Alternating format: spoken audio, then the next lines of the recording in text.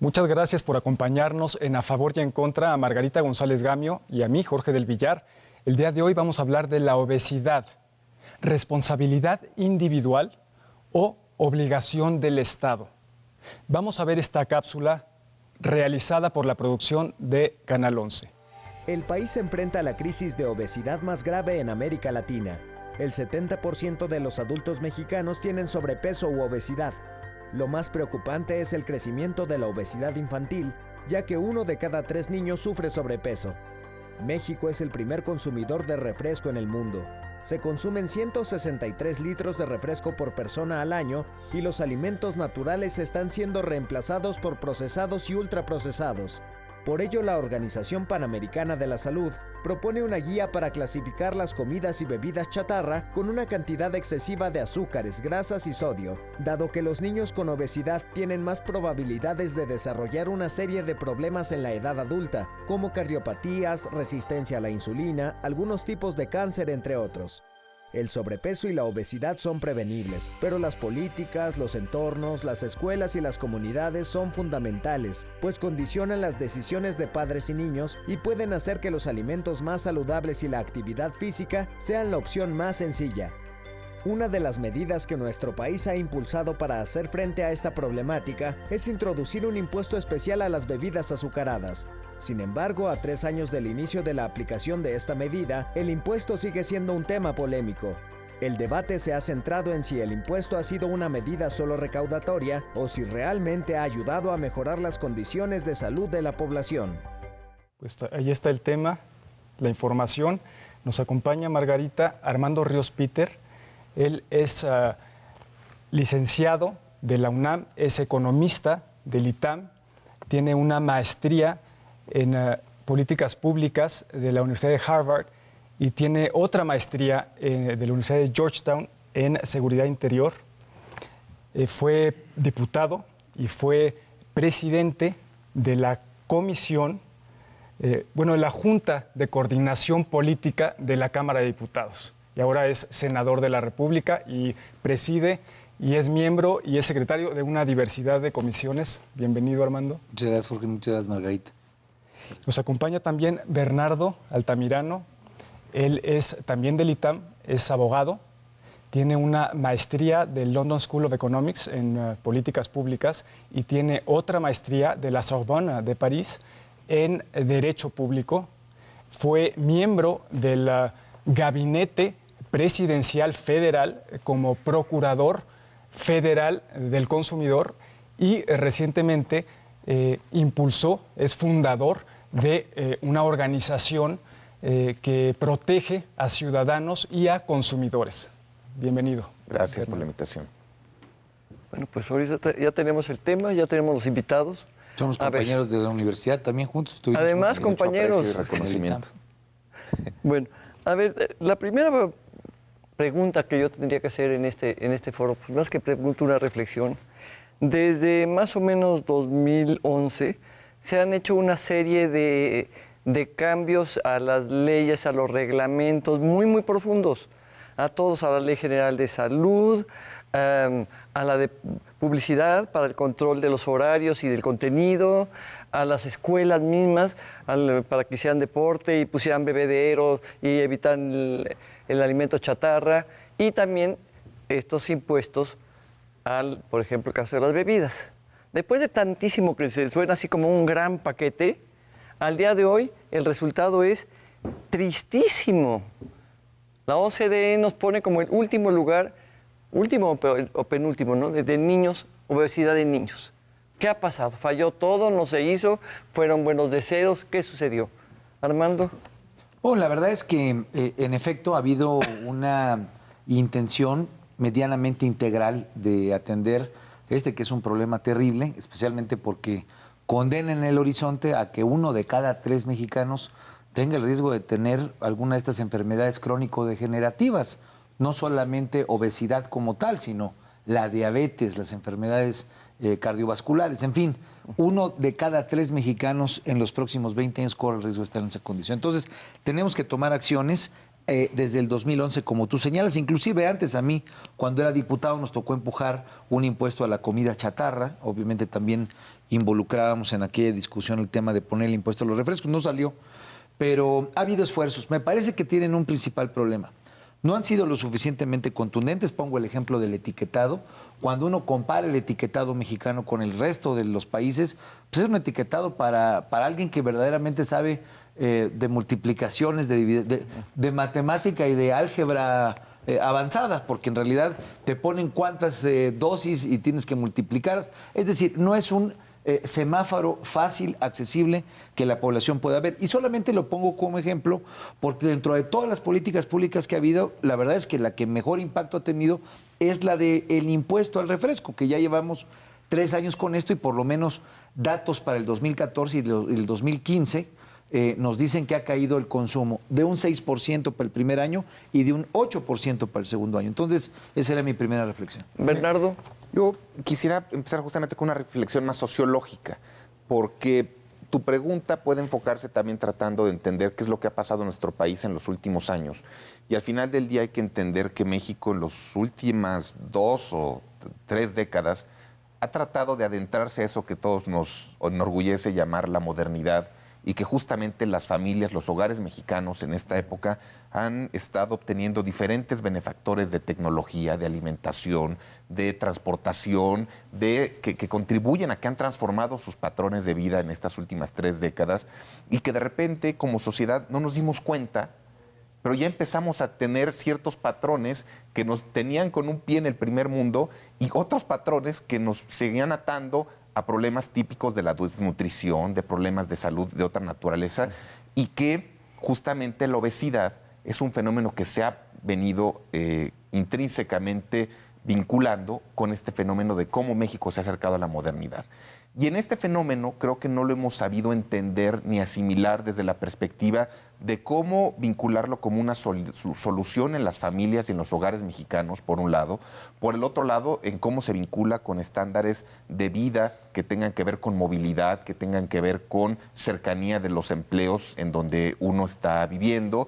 Y en tercer lugar, tampoco se ha entendido desde una perspectiva de cómo desde la educación básica hay que ir generando ciertos conocimientos y visiones de cómo mantenerse con un estilo de vida saludable. Y entonces ahí es donde nos enfrentamos con este dilema: cuáles son las políticas, stricto sensu, que por un lado han estado impulsándose desde las diferentes instancias de gobierno, por el otro lado, cuáles son los instrumentos regulatorios, ya sea informativos, ya sea restrictivos en materia publicitaria o de cualquier otra índole, y el tercer elemento es justamente la política impositiva, que yo creo que esa es parte fundamental del debate. Pero yo así centraré en mi primera participación. Me gustaría preguntarles, antes de ir a un corte, muy brevemente, que nos respondan, ¿ustedes cómo se comprometen, independientemente de que no sea directamente parte de sus atribuciones, cómo se comprometen por, en definitiva, prohibir la comida chatarra en las escuelas, que es lo que dictan nuestras leyes? Armando.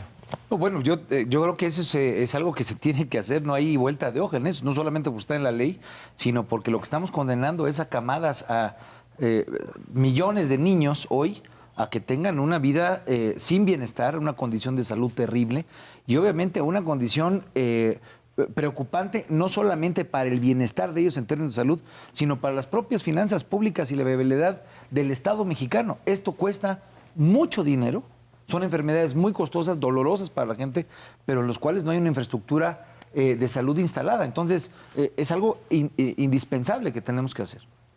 Y sobre todo que en la introducción planteaban que cómo debía combinarse el factor de responsabilidad individual y también enfocaron mucho a la obesidad infantil.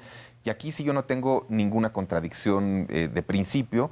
En materia de infancia debe de haber la mayor tutela en favor de los menores, ¿no? Entonces, bajo esta lógica, en los primeros esfuerzos, cuando se empezaron a hacer campañas en contra de la obesidad, la primera lógica fue, bueno, apostemos a medidas de autorregulación y que tratemos de generar ciertas condiciones de manera tal que no se pueda estar vendiendo productos de alto contenido calórico o de sodio en las propias escuelas, y se vio que el cumplimiento era imperfecto. Y de ahí que se pasó a regulación rígida y que aquí el punto es cómo generas un efectivo cumplimiento de esa regulación, ¿no? Porque una cosa es que tú en la miscelánea no lo vendas, pero otra cosa es que la mamá no mande a su hijito con su mochila llena de dulces, de grasas y de otros productos y que los ponga a vender a los demás niñitos, ¿no? O sea, es un tema muy complejo en cuanto al cumplimiento, porque del diseño regulatorio al cumplimiento hay una gran complejidad de medidas a instrumentar. Pues vamos a seguir platicando de este tema. Estamos en A Favor y en Contra, hablando de la obesidad. Volvemos.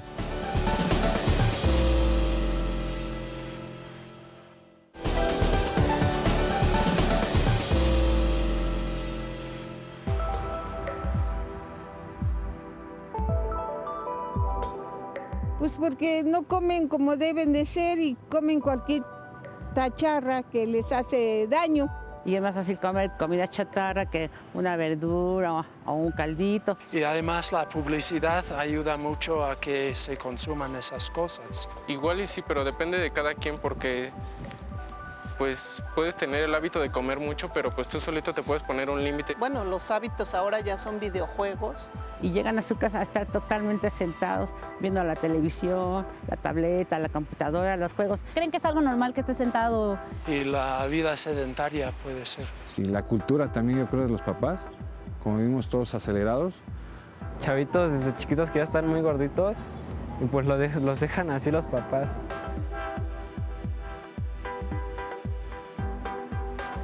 Desde el hecho de que consideramos una enfermedad, se empieza un tratamiento y se empieza un seguimiento. Fomentar más el deporte. Imagino que poner como centros donde puedan hacer actividades los chicos o la gente mayor. En hacer en cada delegación, en colonias, pues torneos de fútbol, básquetbol. El plato de buen comer. Sabemos que si al niño le dejamos la caja de galletas, el niño se la va a acabar, punto. Estamos en A Favor y en Contra, estamos de vuelta con este tema que tanto nos preocupa aquí a los presidentes y creo que a todos los mexicanos, que es el de la obesidad, sobrepeso y obesidad. Estamos con Armando Ríos Peter y Bernardo Tamirano. Muy interesante la gente y de mucho sentido común, ¿verdad? La complejidad del tema es una cosa, es también la vida sedentaria, estar viendo televisión, la falta de juego, Jorge. Oye, Bernardo, me gustaría preguntarte, ¿qué tanto ha influido la industria refresquera y la industria de alimentos procesados para coartar, para cortar los procesos legislativos y los procesos ejecutivo de aplicación de política pública? Bueno, yo creo que esa, la que mejor te lo puede responder es el senador Ríos, en términos de que él es un activo protagonista de los debates parlamentarios en este sentido. Yo de mi parte lo que podría responder en términos generales es que en cualquier democracia, cualquier personaje privado, público, social, incide en el debate público. Es importante que lo haga porque tiene que hacer valer su voz y que al final del día se tienen que contrastar las voces, la información dura, los datos, y que todo eso contribuye a tomar las mejores decisiones. Al final del día es el resultado de nuestra pluralidad y ese es un resultado positivo en términos de que tengamos mejor incidencia y tengamos todos mejor información. Sobre qué tanto afecta o trunca, no tengo elementos para opinar al respecto. Porque, Armando, en la última campaña presidencial estadounidense hemos visto cómo va la responsabilidad empresarial más allá de lo que dice la ley.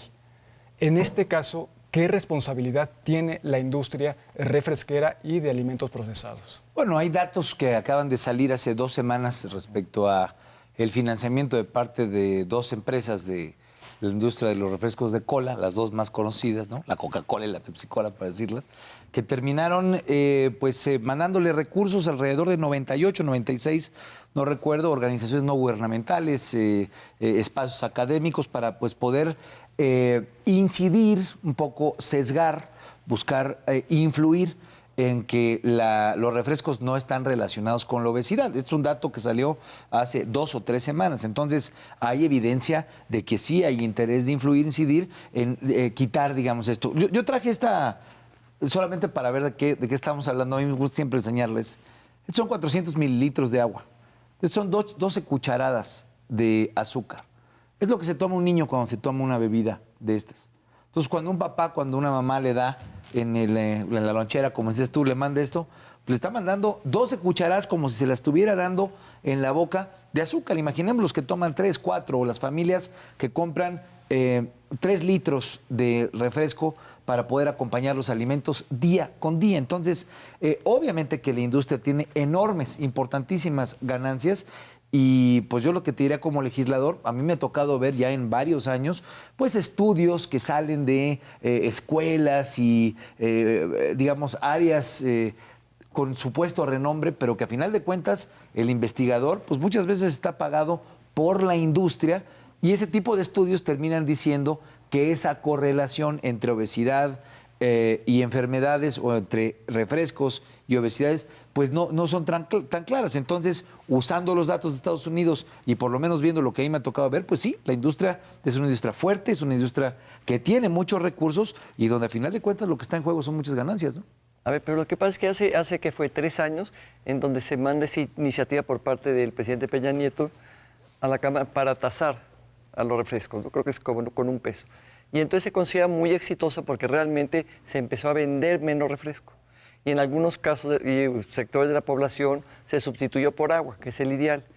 Pero sin embargo lo que vemos al día de hoy es que no hemos logrado incidir en la masa corporal.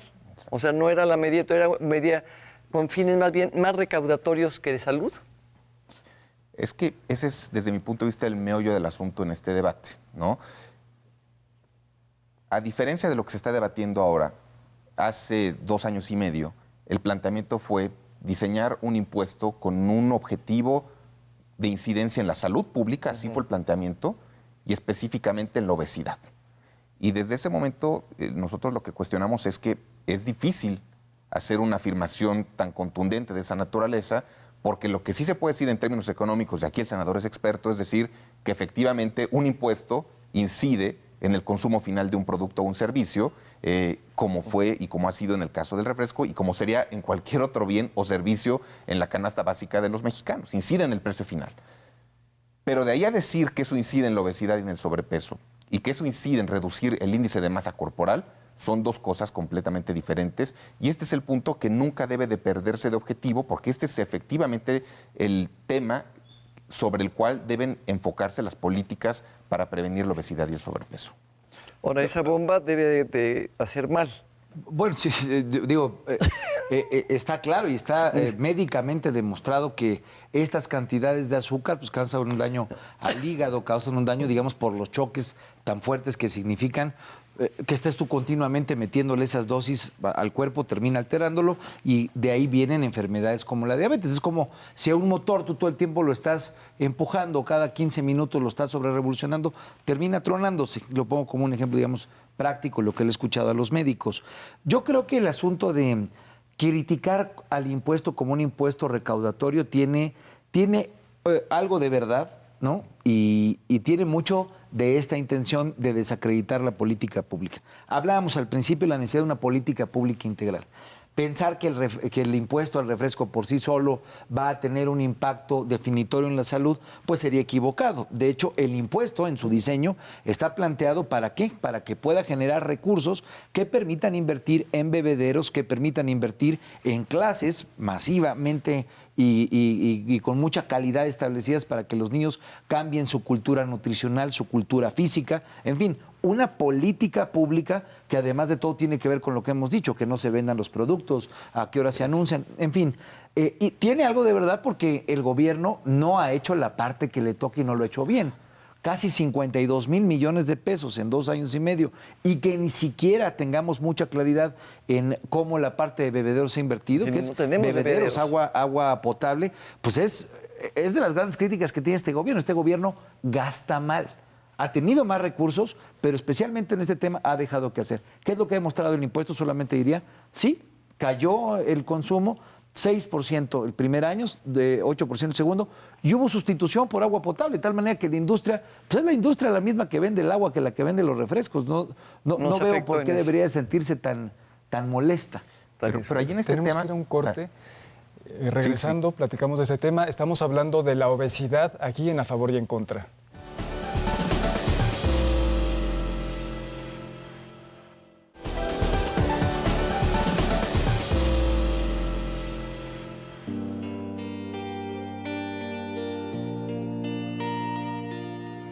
podría ser un buen factor para evitar la obesidad infantil, así que estaría a favor.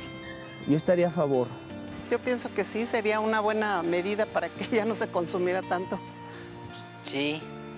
No. ¿Para qué? No. A favor. Creo que ni una ni otra, porque aunque suban los impuestos, los seguimos comprando. Eso no tendría nada que ver porque, por ejemplo, subieron el valor de la Coca-Cola y eso no influyó en nada. Sí, estoy a favor. Se ha hablado mucho de eso en algunas ciudades de Estados Unidos y se ha hecho en algunos y creo que está funcionando. Puede minimizarlo, pero no en gran porcentaje, como enfrentarlo directamente. Yo creo que no es la solución. Creo que es una cosa, una cosa que puede ayudar. No va a ser la solución. Eso sería más en la concientización a nosotros. Podemos hacer más cosas. Puede haber otras soluciones. No el hecho de levantar los impuestos lo va a solucionar. Definitivamente no. Estamos de regreso en A Favor y en Contra, hablando de la obesidad, con Armando Ríos Peter y con Bernardo Altamirano. Margarita, pues ahí están las opiniones de la gente de la calle. Yo creo que de repente ¿cuáles son las siguientes medidas que se van a tomar? Tú traías algo muy concreto, ¿no? Bueno, primero es exigir que el dinero que se está recaudando se invierta donde se tiene que invertir.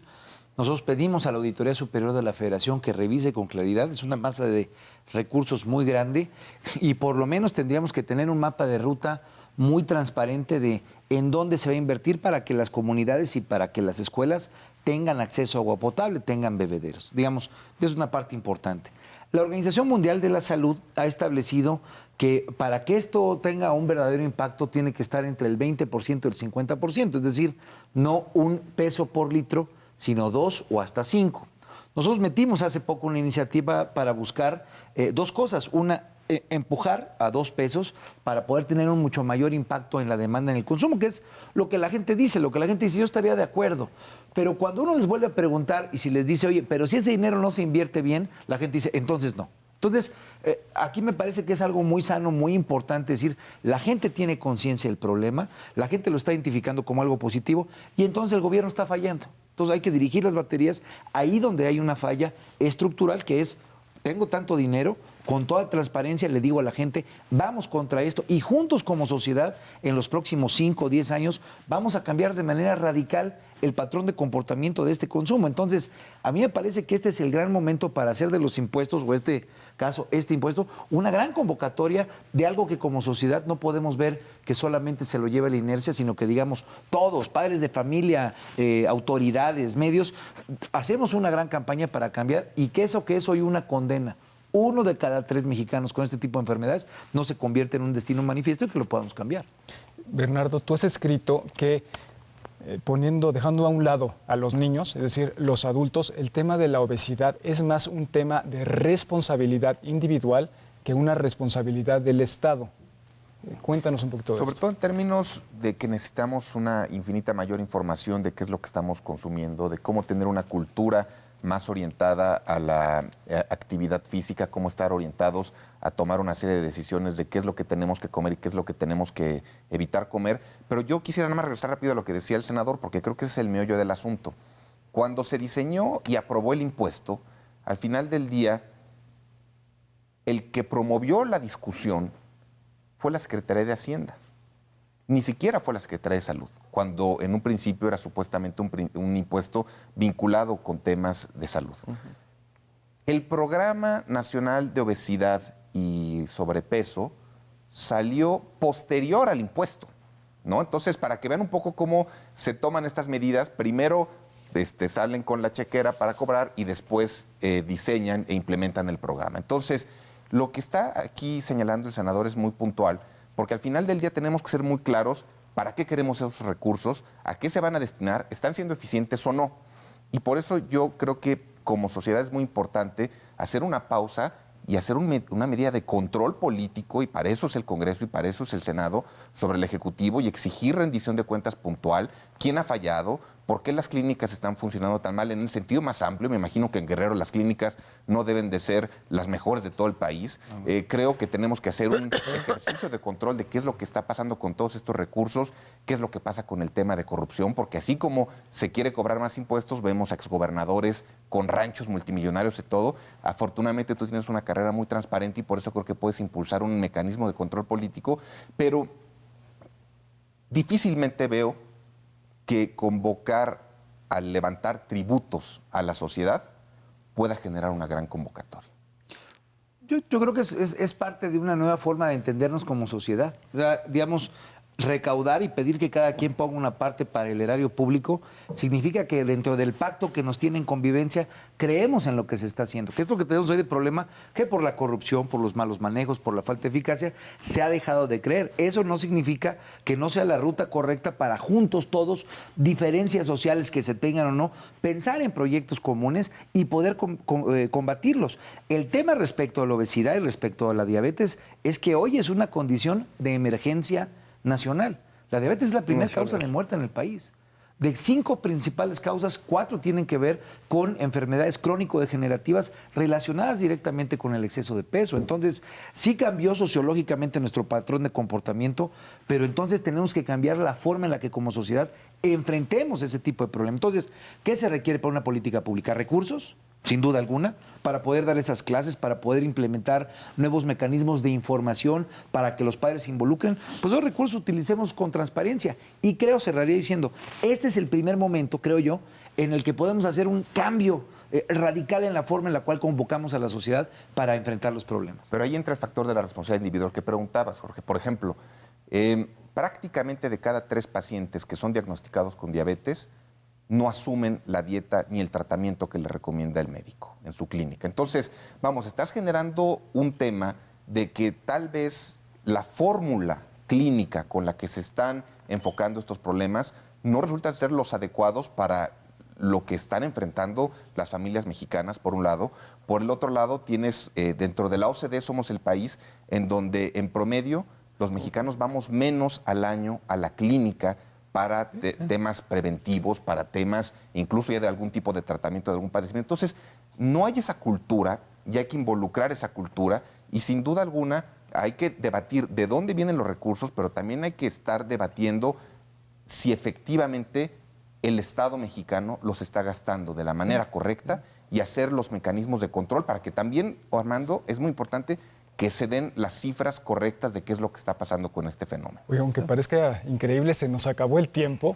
Te voy a pedir que nos des tus conclusiones en un minuto. Entonces, tú estás de acuerdo con el impuesto que se aumente a 2 pesos o incluso hasta el 50% del que hablaba el senador Ríos Peter. En lo más mínimo. Yo creo que estamos en un momento en que necesitamos hacer una pausa en el camino, tener datos duros, tener información duras y que el Congreso haga un ejercicio de control político sobre el Ejecutivo y que se informe qué ha pasado en todo este tiempo que estamos enfrentando este problema tan grave y que tengamos una acción certera y lo más eficaz, como dice el senador. Bueno, pero yo creo que, digamos, ese alto en el camino no tiene que significar quitar el impuesto, al contrario, estaría en favor de incrementarlo con este tipo de mecanismos y con toda claridad. No solamente es involucrar a que el ciudadano tenga una nueva forma de dinámicas de comportamiento que muchos tal vez es difícil que se tengan en contextos de alta marginación. En fin, estamos hablando de un tema altamente diferente entre sociedades urbanas y sociedades rurales, pero me parece que lo más importante es involucrarnos todos en que este es el problema, yo creo que más importante, salud pública. Nos cuesta 80,000 millones de pesos hoy y nos puede llegar a costar 300,000 millones de pesos tan solo en unos 2 o 3 años. Las proyecciones están tremendas. Entonces, ¿qué es lo que tenemos que hacer? Juntos sí pensar, calibrar, saber si el peso se queda, si vamos a 2, si reformulamos, pero que sea parte de una política pública que con transparencia y con rendición de cuentas nos permita que todos juntos veamos que este tema requiere una solución y que la tenemos que construir juntos. Agradecemos a nuestros invitados, a Armando Ríos Peter y a Bernardo Altamirano. Los esperamos. Muchas gracias por habernos acompañado. Buenas noches.